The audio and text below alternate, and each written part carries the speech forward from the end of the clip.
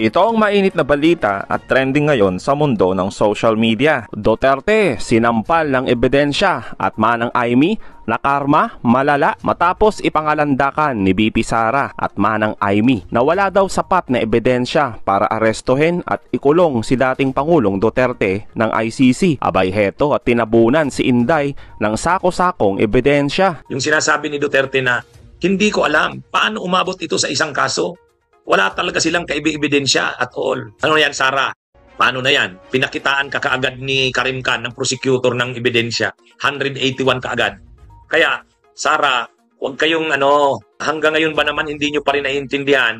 Kailangan nyo, maghanda na kayo ng depensa ng iyong ama. Huwag na yung mag-iisip-isip ka pa na wala namang ebidensya. Kasi ready na ang prosecution. Saka, confident ang prosecutor na talaga ebidensya nila. Ang dali niyang mag-isip, ito na, 181, ito na yon, okay na to, mapipindaw na nito si Duterte, makukonvict na natin siya dyan. Ganon. Ibig sabihin, preparado na ang prosecution dito. Itong kampo ni Duterte ang hindi, kasi binabaliwala nga nila yan. Sabi nila, wala naman yan. ICC, wala yan. Anong sabi ni Duterte? Sipain ko pa yan.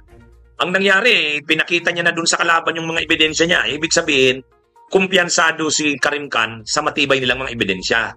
Alam niya kasi na ang kalaban, wala halos. Anong ebidensya ng kalaban? Anong ebidensya nila Duterte? Ang dami na kasing inamin ni Duterte. Alam niyo ang pinakamatibay na ebidensya laban kay Duterte? Si Duterte mismo. Yung mga admissions niya, yung mga tinanggap niya, yung mga inamin niya, yung mga pinagsasabi niya.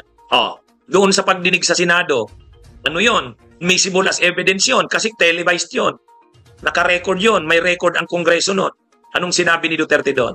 Nung tinanong siya, tanggap niyo po ba na talagang inorder niyo ang mga nangyari sa drug war killing? Sabi niya, oo. Mananagutan ko yan.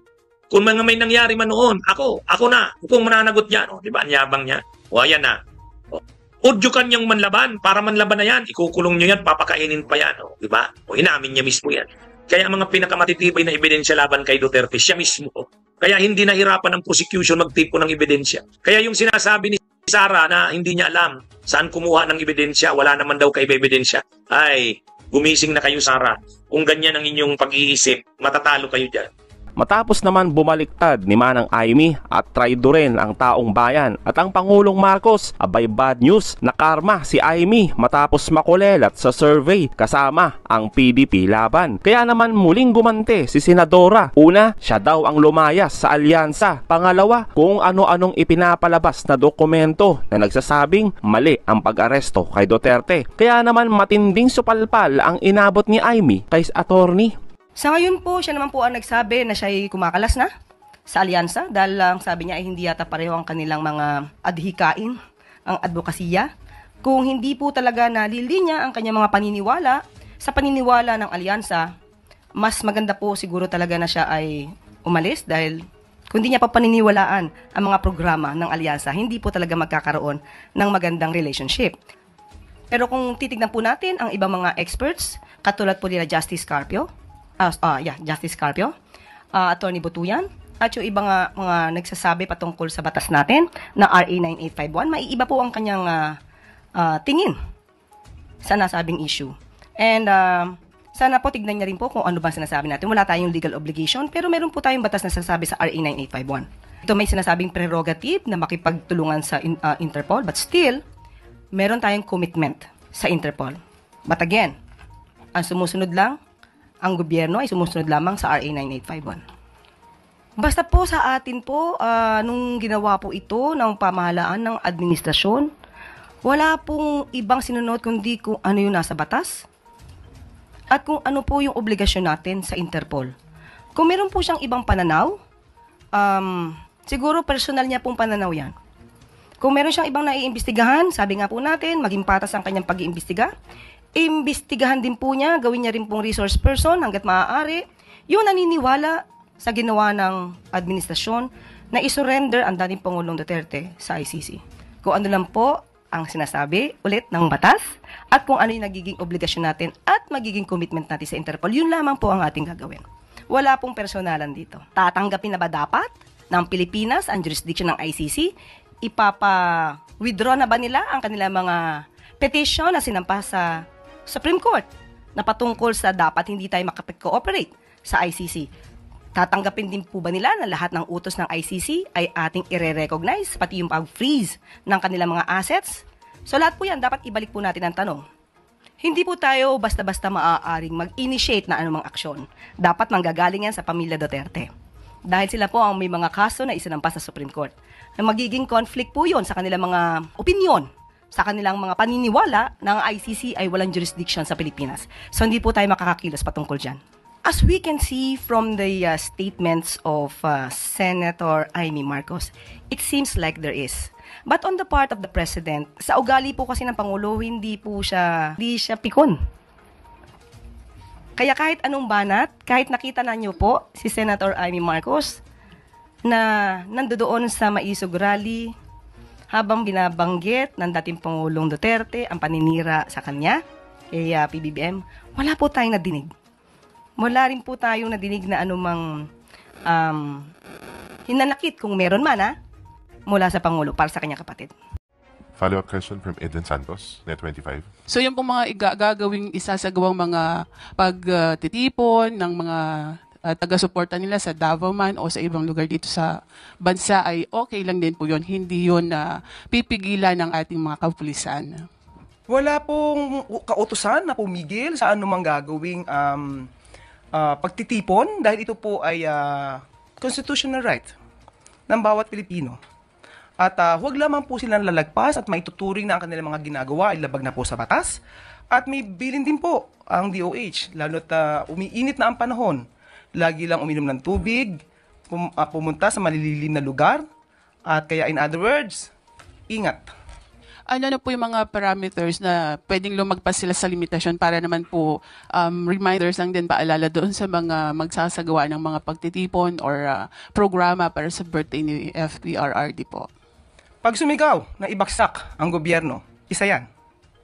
Kapag nagpatuloy ng pananalita para to sow fear, i-promote pa yung hatred sa government, bordering the line of inciting to sedition, dapat alam po nila yan. Dahil sila naman po ay pinamumunuan ng kanilang mga leaders, so dapat alam nila ang kanilang limitasyon. Ang bawat responsibilidad ay may kaakibat na obligasyon. Ma'am, since kayo po ay bumati na ng happy birthday. Yung lahat, hindi lamang ako. Tandaan natin yan. RD. Ang Pangulo po ba, wala talagang statement or kahit na letter na bumabati po sa dating Pangulo? Ang tanong lamang po sa akin kanina ni Ms. Maricel ay kung Malacanang. So lahat na po yan. Lahat na po kami bumabati rito ng happy birthday. Pero ang Pangulo po mismo, wala pong pagkatapos po siguro ng kanyang napakahalagang meeting kay US Secretary of Defense, tanungin natin kung meron siyang pabati. Going back po dun sa good news nyo kanina about pabahay, tinanong ko lang po kung kumusta na po yung 4PH ng Marcos administration. Ilang milyon na po bang pabahay ang naipatayo ng ating administrasyon para sa mga... Kung nakinig ka kahapon sa ating good news, meron po tayo patungkol dito sa San Juan. Ngayon po, sinasabi natin ay dito sa Davao. At ibibigay pa po namin yung iba pang nabuo at mga iba pang darating na programa. So, meron po tayong figures. Binanggit ko na po yan kahapon. At ngayon din po, binanggit natin. Okay. Lumabas lang na balita doon sa recovery ng 65 million pesos worth in line with the voucher program ng DepEd during the past admin ng agency. Any reaction from the Palace regarding? Yes, maganda pong balita ito. Dapat nasama po ito sa good news. Dahil sa pamumuno po, tandaan po natin, ito'y nasa pamumuno na po ang DepEd ni Secretary Sonny Angara. Na-imbestigahan po ng mabuti yung ghost students, yung voucher program anomalies, at ito po ay magre-resulta ng 65 million marirecover po natin. Tandaan po natin, itong mga ghost students na to ay nagsimula noong 2021 to 2022 at 2022 to 2023. Ito po ay panahon ni dating Pangulong Duterte at panahon nung naging DepEd Secretary si VP Sara. So, with this result, we can now say that DepEd will not be put to dumpster. Hindi po mapupunta sa basurahan ngayon dahil may ginagawa.